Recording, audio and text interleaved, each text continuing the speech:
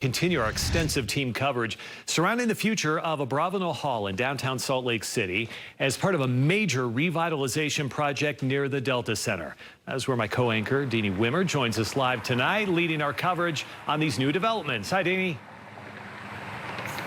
Hey, Mike, big changes are coming to downtown Salt Lake City, and the centerpiece of it all is here at the Delta Center.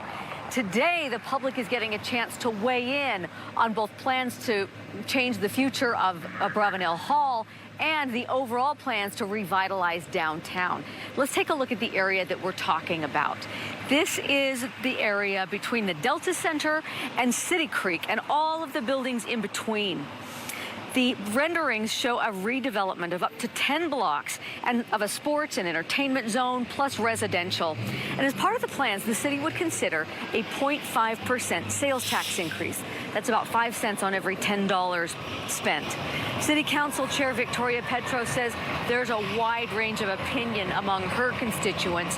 They don't want city residents to bear the burden of a development for out-of-town interests or big money developers, so they really want to get this right. My constituents have surprised me. The vast majority are still skeptical but optimistic, and their message to me from District 1 has been make sure it's worth it. The public can weigh in on their thoughts about the revitalization plans and how to pay for it.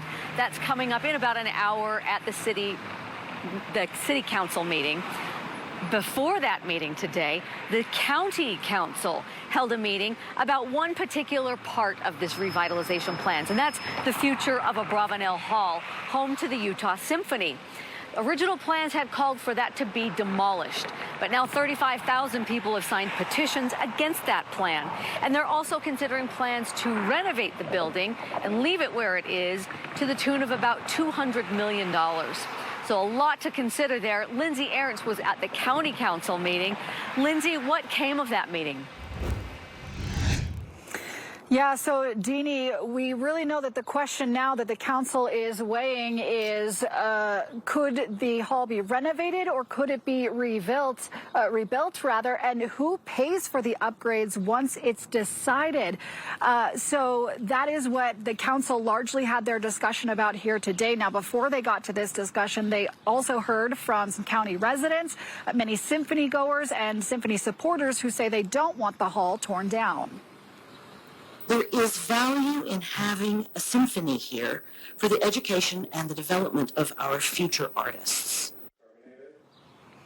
Now, Salt Lake County Council members heard a presentation today from the Arts and Culture Division, the Architecture Group, and the CEO of the Symphony. And this group revealed some real needs of the building. For example, the sprinkler system only exists over the performance hall in Abravanel Hall right now and not over the rest of the building. That, along with ADA compliance and a new HVAC system, are some of the hall's most pressing needs. But how does this all get paid for? Now, the county has some money in what's called a deferred maintenance fund, but there isn't enough for these renovations, we learned today. So the discussion largely centered on, could the revitalization zone itself create more revenue for this and the Salt Palace renovation needs? There's a real interest in investing in the broader entertainment area now that hockey is here, knowing that there'll be additional revenue coming downtown that we'll be able to capitalize on for the future. Now, just one other interesting note about Abravanel Hall needs. The group here says that they don't plan to expand its footprint, only go up if they do this renovation.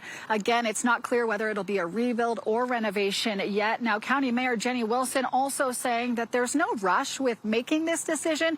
She says Salt Lake City has a rush to improve its sales tax increase, but these decisions about Abravanel Hall could take months and months. Reporting live at the City Council building, Deanie, I'll send it back over to you. All right, Lindsay, thank you. Yeah.